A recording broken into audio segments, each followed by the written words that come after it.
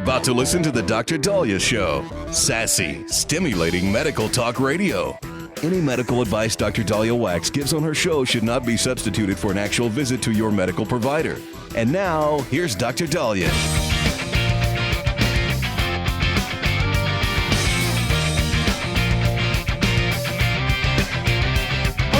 We are back on the Dr. Dahlia Show. Thank you all for tuning in. 1-877-DOC-DALI, 1-877-DOC-DALI. So I'm mixed on AI. I told you, I'm having issues where AI is pretending to see patients for me.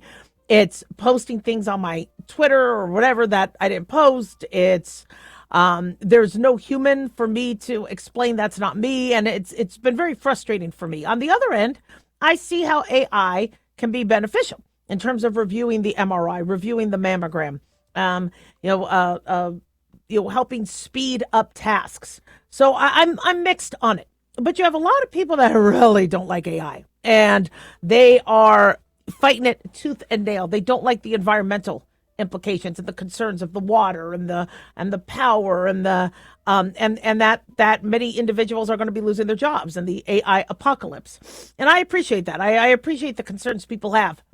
The problem is those of us that have jobs, I'm very grateful to have my job, but some individuals that have jobs currently see the writing on the wall, and their employer is using them very temporarily to train their AI, and then the AI will fire them.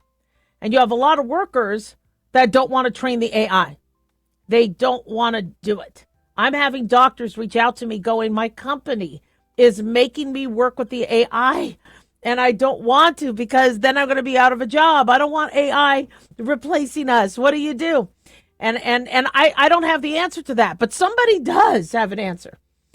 Apparently, somebody found a workaround and was able to, after our Pope had spoken out about some of the ramifications of AI, this individual told her boss that she has religious objections to AI.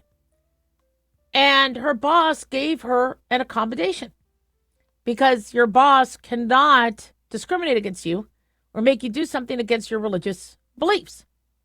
So this is interesting. This article came from Futurism.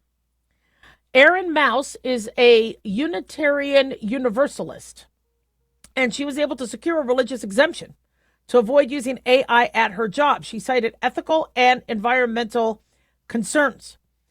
And so apparently, I don't know much about Unitarian Universalists, but according to Futurism, it's rooted in the inherent worth of every person. And so she argued that AI didn't align with her religious beliefs. So she brought this up in April, and in May, her employer granted her the accommodation. So she said, I'm writing my code and I'm reviewing my code by hand, which seems crazy to say. She told, I think she told Business Insider this just 2 years ago. How else would you have done it? Now, according to Futurism, she is not a member of the Catholic Church because she's a Unitarian. But Pope Francis's most recent calls for stronger AI controls highlights a growing kind of divide between religious beliefs and the broad intrusion of AI into everyday life. People are concerned about pollution. They're concerned about the rampant water usage, environmentally damaging side effects. Although you have a lot of people saying that the data centers help the cities. The more data centers we have, the more jobs it brings. The more, I don't know. I'm still trying to figure out electric vehicles and their environmental impact, because I'm hearing back and forth on that too. So I had environmental science. I took a lot of environmental science. I just don't know enough about it. But what I do know is the more we need water, when we have scarce, we don't want to be in a position where we need more natural resources. The whole purpose of AI is to enhance our resources and to not overutilize resources. And so somebody's asked AI, how do we do this without going after our water? So these HR departments, under, I think, is it Title VII?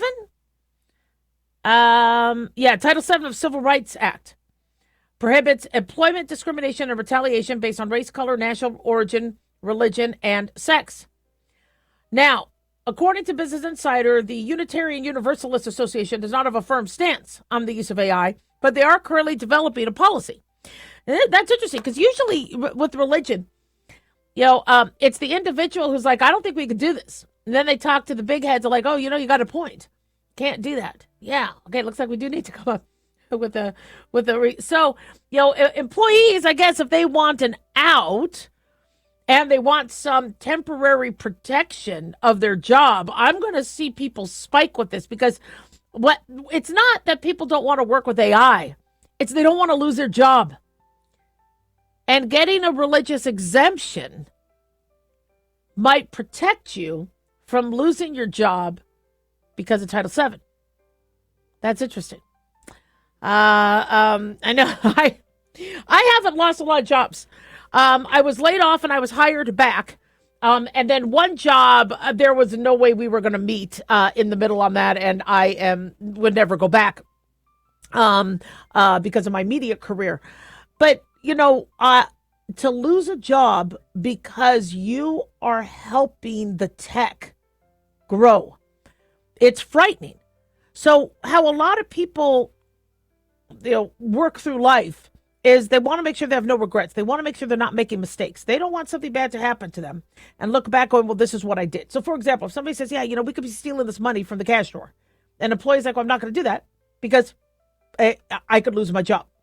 So you already know what's going to happen in the future. So I'm not going to do that. But now you're seeing people go, I'm going to lose my job because I'm seeing what the company is using.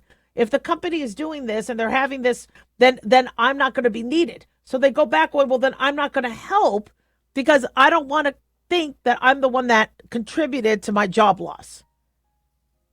So it's a little frightening. And so I get the apprehension people have. And when everybody says, you keep hearing the counter argument, there's jobs in AI. You're going to get a job in AI. So there's it's going to build jobs.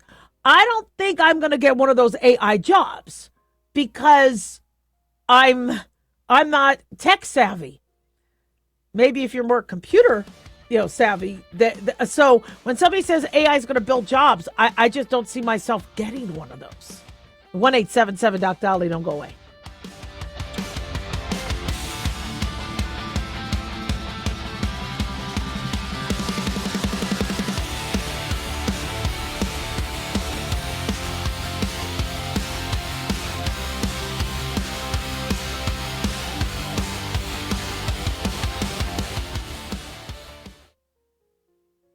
This is an urgent announcement for anyone that's $10,000 or more in debt. Before you make another minimum payment, you need to know there are special programs that can completely free you of your debt. Total Financial Freedom can help you become debt-free in months instead of years. Resolve your credit card debt, signature loans, department store cards, internet loans, and timeshares. Call Total Financial Freedom now at 800-878-6020 for a free consultation. For 16 years, Total Financial Freedom has helped thousands get out of debt. You can feel confident when calling because Total Financial Freedom is A+ rated by the Better Business Bureau. Battling for years and years stuck in the endless cycle of minimum payments could take decades. You have the right to get your debt resolved and substantially reduce your monthly payments. Call Total Financial Freedom now at 800-878-6020.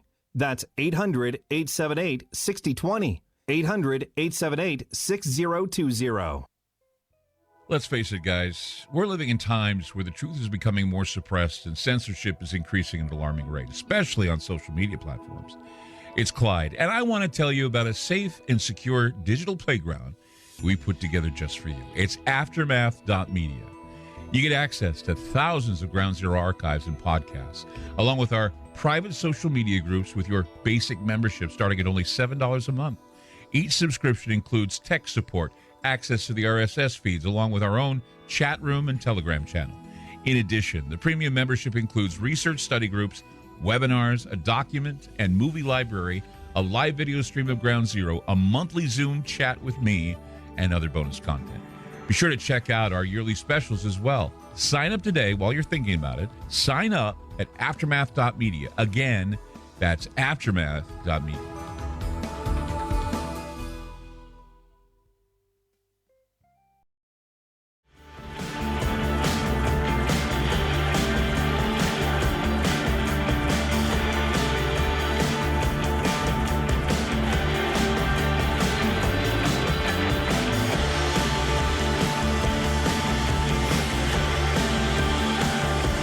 And we're back on the Dr. Dahlia Show. Thank you all for tuning in. 1-877-Dr. Dali, 1-877-DOCDALI.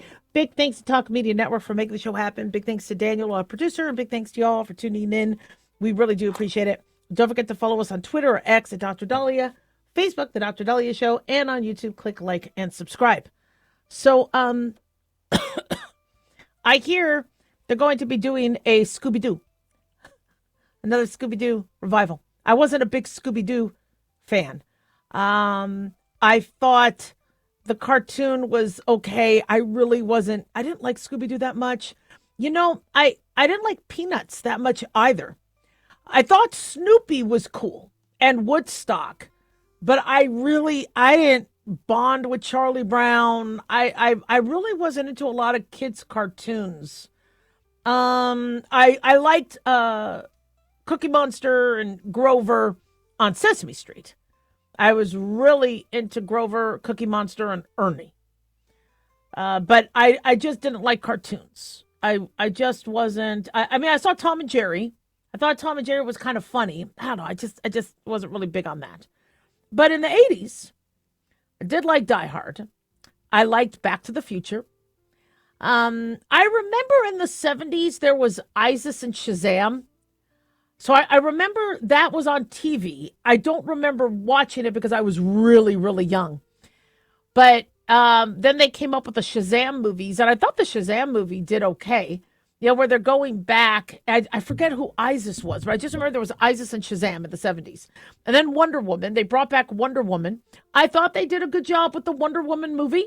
You know, the modern Hollywood is trying to bring back the 80s nostalgia and bringing back what we grew up with, because they know that younger people are not necessarily flocking to the movie theaters. We older people kind of miss the smell of popcorn, the sitting in seats, you know, the previews and I still like going to a movie. I went to a movie the other day and I really liked going to the movie. I don't even remember what movie I saw. I went to the movies. Oh yeah, I saw the Pressure movie. I really liked going to the movies. I haven't been because I'll just watch whatever on Netflix. I saw Wicked on a plane. I saw Marty Supreme on the plane. Marty Supreme, very good. That was actually, I was pretty impressed. I liked that movie. I didn't think I was going to like it as much as I did, but it was pretty good. I got to see Rocket Man again on the plane because I've been doing a lot of flying and I'm about to fly again. I thought Rocket Man was a fantastic movie. It's an old one, I think from 2017 on Elton John. And so there's some good movies out there, but Hollywood is struggling because they're getting a lot of bombs. And the more they bomb, the more pressure they have to find something that doesn't bomb. So they go back and they see, well, what didn't bomb? Well, Star Wars. Star Wars was a huge hit. And then the show Mandalorian was a hit. But I stopped watching Mandalorian after a couple seasons. Also, Disney Plus is getting expensive, although I still pay for my subscription for it. So I guess the Mandalorian movie is out. We got little Grey Goo. I mean, I call him Yoda, Baby Yoda, but it's not Baby Yoda. It's Grey Goo. I guess from what we're hearing, from Clownfish TV article, they say that the Mandalorian and Grogu fell to 6th place in its 3rd weekend, which was a 60% drop from the previous weekend. They're saying it's collapsing at the box office. And then I saw a preview for He-Man. I remember my brother watching He-Man. I wasn't a big He-Man fan. They did a He-Man movie. And I'm watching the preview and I go, okay, whoa. You could have done this differently. Now, I haven't seen it. They say that's bombing at the box office. But if you're going to do He-Man, kind of like you did Troy, or you're doing the Odyssey, but they have him in a button-up shirt, and they have modern day talk. See, I think you could make a twist on that. And you could do, interestingly, when the latest, it was not the latest, when the last of the Thor movies came out, at the way end, after the Marvel movies, at the way end of the movie, they have a little snippet of something in the future. So the guy, Roy, the one who plays Roy in Ted Lasso, apparently is in this snippet. And when Zeus goes, all right, Hercules, you're up, and he unfreezes and gets to, I'm like, okay, whoa, wait a second. Okay, this could be pretty good. I don't know if anything came of it. I'm seeing these ideas, and but instead you're seeing crap, and it's come on, what's going on? And so there's this article saying, is 80s nostalgia now over? Do people not want the 80s? No, I don't think it's that. It's like, you don't mess with something like I would not do another Back to the Future. I would not do another Die Hard. The more you do, the more you dilute the series and the sequels. It just magnified the fact that the first movie was fantastic. And so you got to be very, very careful with sequels. However, Hollywood has had a couple, shall we say, successes, like when they did the live animation, or the live animation, I guess they call it, like with Aladdin. They did a really good job with that a few years ago. So then they tried to do that with The Little Mermaid. And then those failed. And of course, if you do infuse politics, people don't like that as well. But, they get a hit and then they try to double down on it. And then, so now I think they're trying to do like a live action Scooby-Doo. And who knows, maybe it'll be good. Maybe it won't. It takes a lot, to make a good show. You want to capitalize on the essence and the kernels of its origins, but then you also want to make it modern. You want to make it entertaining, and I forget, there's Daphne, and then there's the blonde guy. You got to make him cute. Fred. Yeah, Fred. By the way, thank you, Daniel. I thought the Scooby-Doo they did with Freddie Prinze Jr. was good. I thought that was a great live action Scooby-Doo. And it had the girl, Linda Karmelo, I forget her name. She's in everything. She played Thelma. I thought that was good. I'm not even a big Scooby-Doo fan. So it is possible. But I bring this up because you're seeing Hollywood kind of struggle on itself. The Odyssey is going to be coming out. I think the Odyssey is going to be a huge, huge hit. Why? Because a lot of us like Greek mythology, and Troy was fantastic. I know a lot of people don't like Troy. I thought Troy and Brad Pitt, maybe, is Brad Pitt Achilles? Yeah, I saw that there, might have been some missteps with the casting, but I got to tell you, I loved him.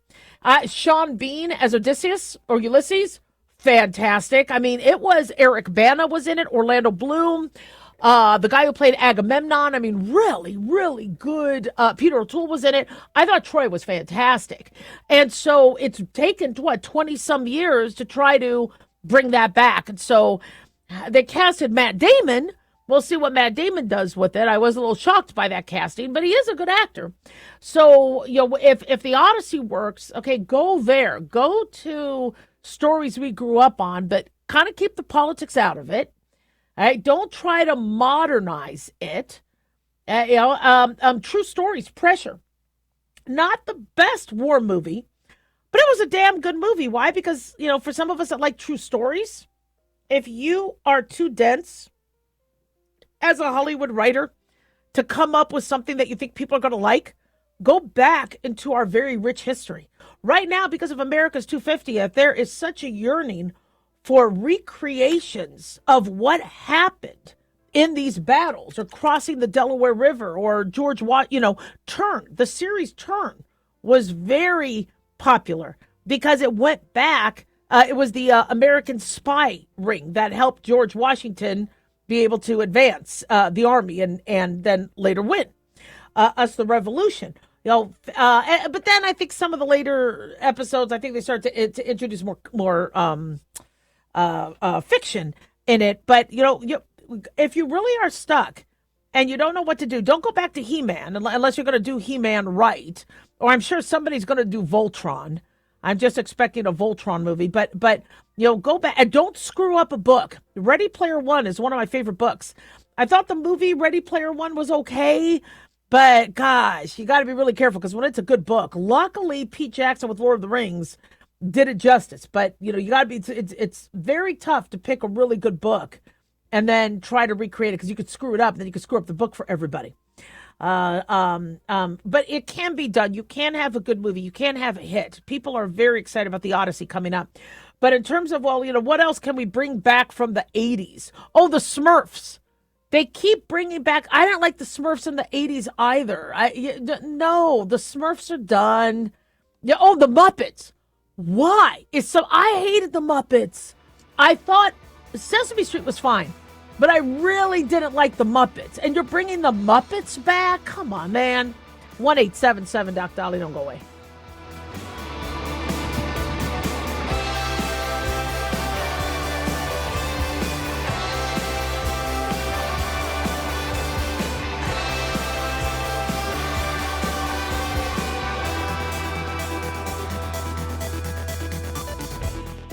At Hot Shot Secret, we share the science behind common diesel problems and their solutions. For example, Diesel fuel cetane levels. in many states, the cetane rating in diesel fuel is 42 to 45. Most diesel engines operate more efficiently with a cetane rating of 48 to 50. One treatment of Hot Shot Secret Diesel Extreme will raise your cetane 7 points, increase fuel economy, and improve cold starts. Due to a cleaner burn, there are less hydrocarbons and particulate matter in your exhaust. This reduces the blockage of your diesel particulate filter. Using Diesel Extreme generates 83% less DPF regeneration. The 6-in-1 Diesel Extreme formula also includes the most concentrated detergent on the market, lubricity enhancer, water demulsifier, rust and corrosion inhibitors, and a fuel stabilizer. Hot Shot Secret Diesel Extreme is available nationwide at truck stops, fine farm and auto stores, and online at hotshotsecret.com. Hot Shot Secret. Powered by science.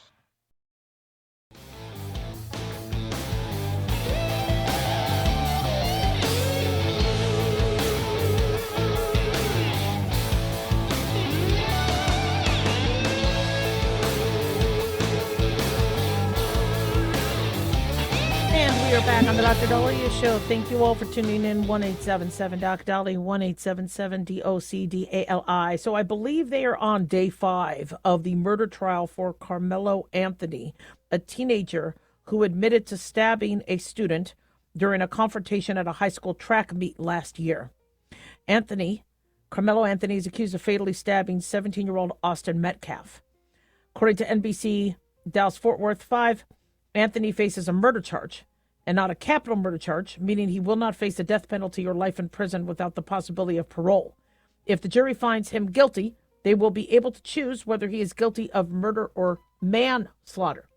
We're being told that defense lawyers has asked the court to consider adding criminally negligent homicide to charging documents as well as manslaughter to give options to the jury as opposed to first-degree murder.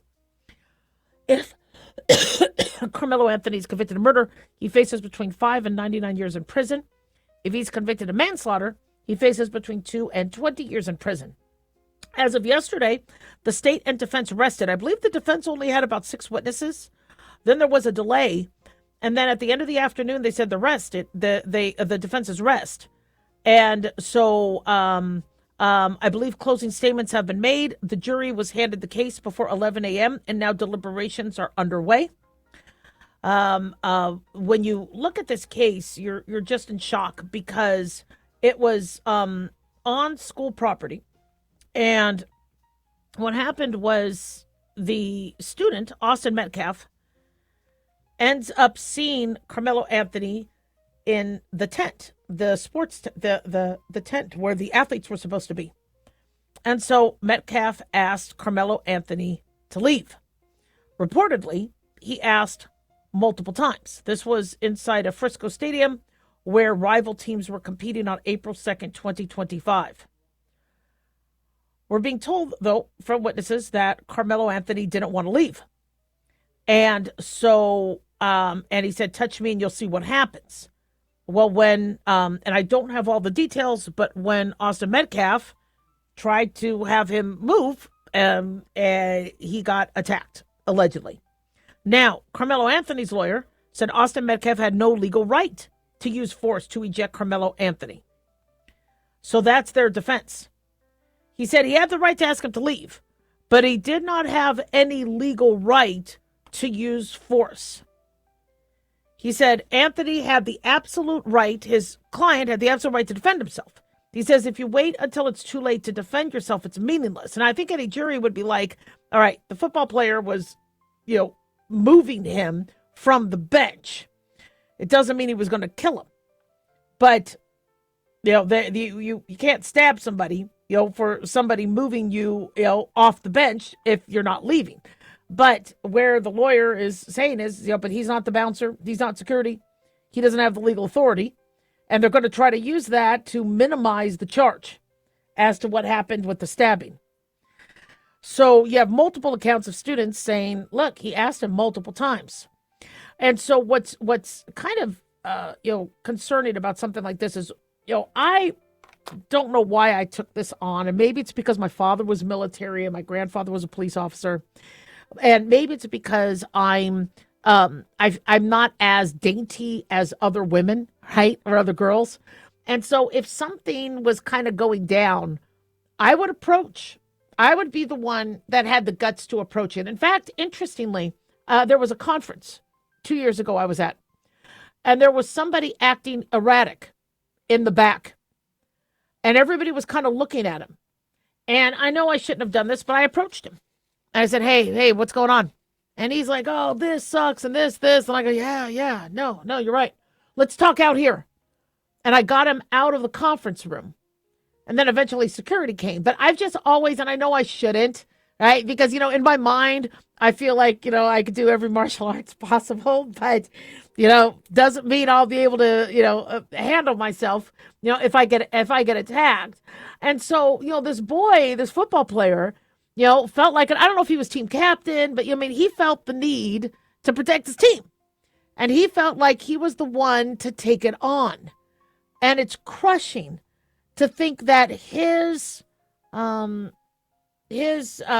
courage, and initiative ends up getting him killed. The big problem we have right now, like that woman that was getting raped on a Philly train, nobody stood up to help her. Where are the gallant, courageous, cowboys that are like, look, I'm here to help. Let me help. And people are afraid because of what happens. And he shouldn't have been stabbed for trying to, clear the tent for his team.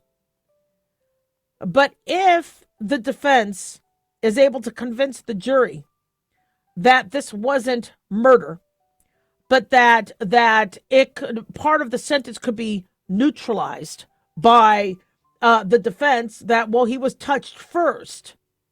This changes the approach that, many people, it shows you that, if you're not security, you have to stop and go and get security. I don't know if I told you guys this, but I was at a pool. I was at one of the Las Vegas Strip hotel pools. And this was at the time when fentanyl was a big concern and touching things with fentanyl. And so I'm sitting there and I got some seats, by kind of the pool area. And, my husband and the kids went to get something to eat. I'm sitting there with the seats and I'm talking to somebody next to me. And somebody decides to just throw their stuff on one of our chairs. Now, I don't know if it had fentanyl, I don't know what. So I threw it off the chair. I didn't put it in the pool. I just put it on the pool deck. Security came up to me and said I had to move or leave. And I'm like, but she put something foreign on the seat we're sitting. Somehow this person convinced security that I was in the wrong for flipping something off that she threw onto my stuff.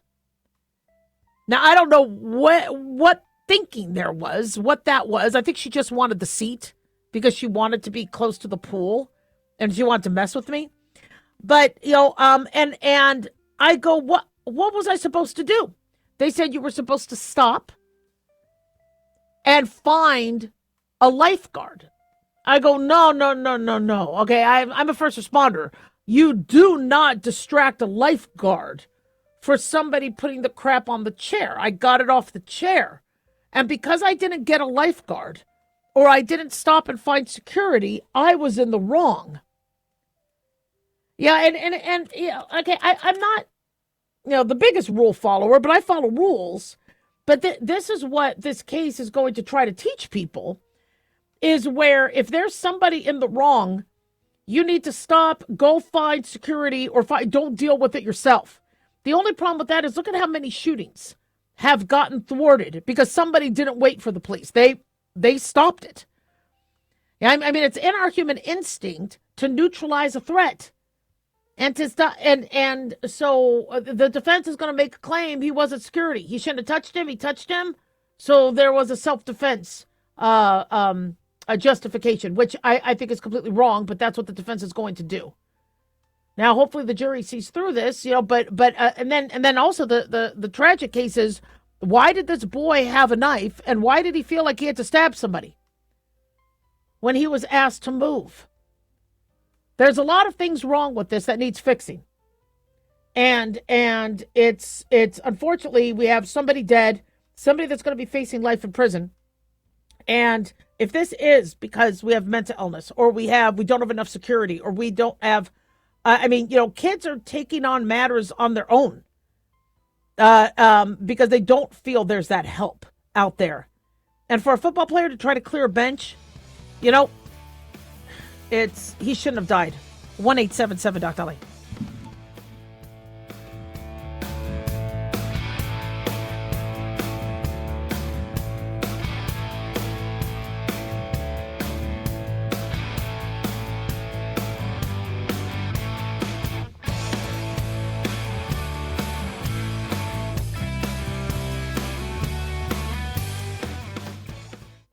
Carl Amari here to tell you about our newest website for old-time radio lovers. It's 100radioshows.com. At this site, there are 5 old-time radio shows waiting for you to download free as our gift to you, and be sure to browse the additional 700 old-time radio shows available to you for 70% off by using the promo code RADIO at checkout. This is a limited-time offer, so log on to 100radioshows.com. That's 100radioshows.com.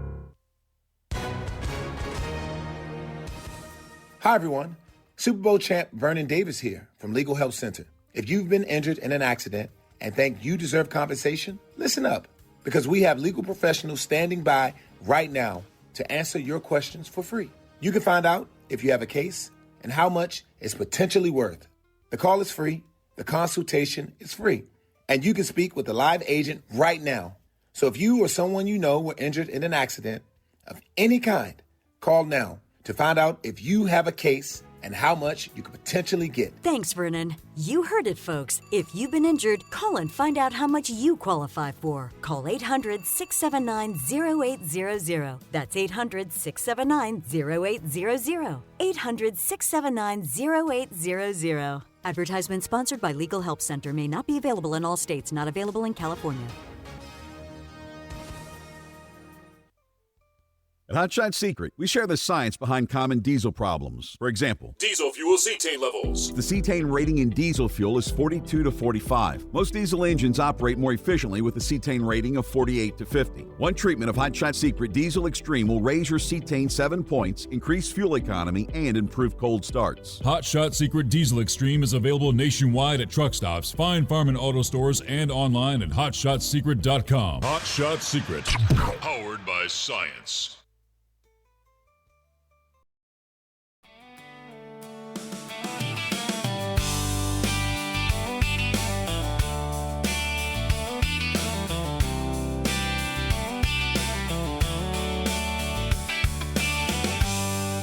And we're back on the Dr. Daliah Show. Thank you all for tuning in. 1-877 Dr. Dali, 1-877 DOCDALI. So over the weekend, somebody had asked me about how to address a 2-year-old that may be very unruly, obstinate, terrible twos. And, it's interesting because, the way we were parented and spanked and belted, or, finding a switch and had to be a good one, and then getting spanked with it and pulling down our pants and getting spanked on the butt and other things. It was, we in the 90s and 2000s, we trained parents, no, we don't do that anymore. And parents chose non-corporal punishment, ways to punish their children. But then we have a generation of children who were under disciplined. And it went the other way. We don't want kids beat. We don't want corporal punishment. And we don't want, people having to take off their pants and get spanked. And we stop spanking in schools and all that. But then we have a generation of kids that, well, so what if I fail the class? So what if I'm late? What are you going to do? What are you going to do? My parents already took away my phone. What are you going to do about it? And so, people are kind of, they don't know what to do. They don't know where to go in terms of disciplining. What I did with my kids, and I told you this, I didn't want to do to them what I had. And luckily my husband was on board, so no belts, nothing like that. They even punished us with our pets, and, I don't want to go into detail, but it was not good as a kid. And so with my kids, we didn't want to spank or smack or anything like that. But then I told you guys this case where what happened is I'm at a park with my son. It's a very, very big park. And I was with the baby, the younger brother. So I had both kids there. And, the younger one is a baby, so he's in a stroller, and I'm trying to change him. And my son goes, Mom, me and so-and-so, he met this girl at the park. We're going to go and get some ice cream. We're going to go to the ice cream truck. I'm like, I didn't hear any ice cream truck music. What? So I look up and I go, what ice cream truck? And about a football field away, across the park, is a white van. I've never met this girl. That does not look like an ice cream truck. And this girl is telling him, come with me. We're going to get some ice cream. I said, no, you're not going. Sorry, sweetie, he's not going. You stay here and help me with mommy. Help mommy with Brock. So I'm changing Brock, and I'm trying to throw out the poo-poo diaper and whatever, and I look around, and here's Stone, my older one, halfway across the park, so halfway down, so 50 yards, with this girl going towards this unmarked white van.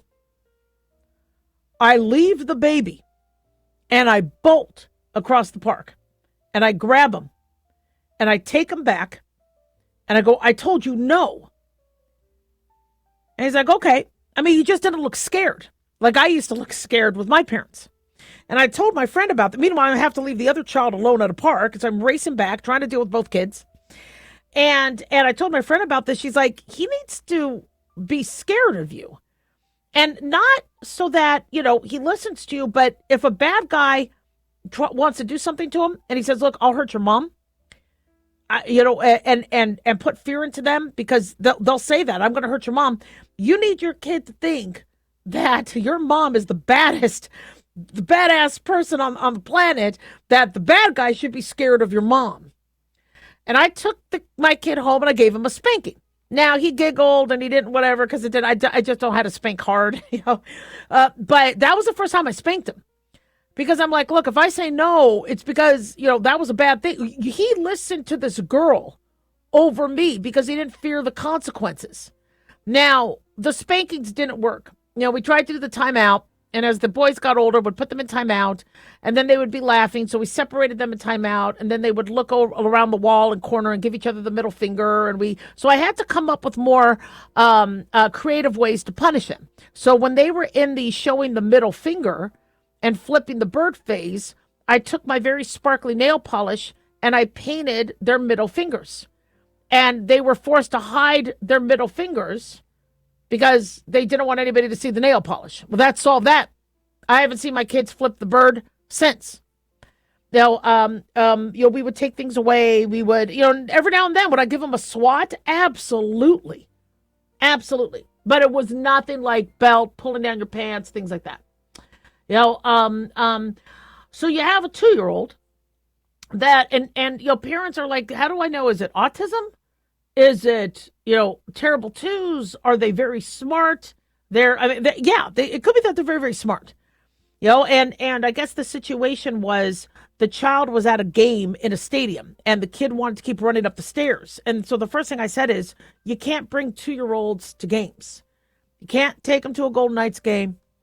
You can't take them to unless you have like they're not going to want to sit cramped up, they're not going to understand and be able to see and conceptualize that, which is why most people don't bring their young kids. You know, you want to bring your 4 or 5-year-old, maybe, but a 2-year-old, that's not going to work. But what does seem to work, and this worked for me and my kids, is let's say they want to throw a temper tantrum and they want to just scream and yell. So what I used to do is if it would be in a restaurant or would be in a public place and they want to scream and yell, I'm like, all right, let's go outside. You're going to scream and yell. I put them in the car, put the air conditioning on, or roll down the window. And then I go, okay, go, yell and scream. Wah, yeah, scream. Okay, all right. Are you done yet? No, I'm not done. I mean, after about a few seconds, they get tired. I go, you sure? Are you done? I open the door. They start to scream again. I close the door again, even though the windows are down or the air's on. And I go, when you're done, we'll go back in. No, they fatigue. Bring them back. Then they want to start up again. I bring them back to the car, let them scream and yell. I'm not going to punish them. I'm not going to smack them. You want to scream and yell. You want to air out your concern. And a lot of times it's because they might not want to be somewhere or they want something else or they want to manipulate me to, look, I hate going shopping too. I can't stand going shopping. And if I had to go shopping with the boys, I understand why they didn't like it. I didn't like it either. But I'm like, look, I want to get the hell out of here as fast as I can because I hate shopping. Are you with me? Help me. And we were able to get through shopping quicker. Now, when you do have a child that might, let's say, be on the spectrum, all right, oftentimes the reason why they are struggling is because they're very, very smart. They don't want to be there. The chair is uncomfortable. The sitting in the shopping basket is uncomfortable. They're bored. They're cold. But they might not be able to communicate it, well. And so, if at all you have a child that's very unruly, but you just can't seem to connect or use logic with them, get them evaluated because it could be a sign of, them being on the spectrum. But don't underestimate how smart they are because the average kid doesn't really want to go to a grocery store. I get that. In fact, when I had to go to the grocery store with my mom, I entertained myself by trying to, steal like the candies because there would be bags of candy and you would and you would like Brock's and things like that, try to take one. I like the jelly oranges. The little jelly, sugary things. Or I would stick my fingers in the ground beef, and it was very squishy. And so I would stick, and then unfortunately I would poke my finger through the plastic. So there were all these ground beef packets with, I got a spanking for that one. So I would entertain myself, but no kid likes to, go to Walmart or go to so you have to also understand, their form of thinking. But spanking and corporal punishment doesn't necessarily, work. In fact, they say a lot of adults have trust issues, have PTSD from some of the rougher type of punishments and beatings they got. But, is sometimes a smack on the butt or a slap on the wrist necessary? Yeah. If your kid keeps touching a stove and your choice is them having third degree burns or partial or full thickness burns on the palm of their hand, or you smacking their wrist, smack their wrist. Don't pull their hair and knock their head or, but you got to protect your kid. And your kid also has to know that if you say something, you mean it, there's going to be consequences. Whether they lose their game, whether they go to bed early, whether they don't get to go to the birthday party, or they have to do extra chores. One thing, by the way, that really worked with my son, drop and give me 20. I would make them do push-ups or burpees. And boy, did that get them into line. 1-877-DOC-DOLLY. Don't go away.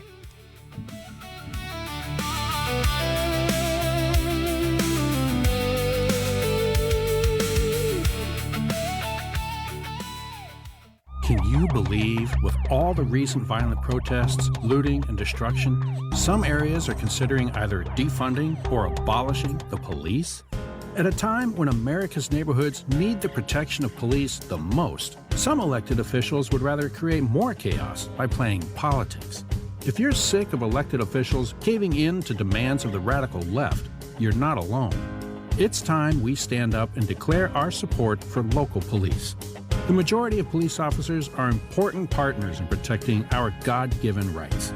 If you prefer freedom over chaos, then learn how you can help protect the local police that serve your community. Call today and request your free Support Your Local Police info packet. Dial 800-JBS-USA1. That's 800-JBS-USA1. Request your free Support Your Local Police info packet by calling 800-JBS-USA1 today.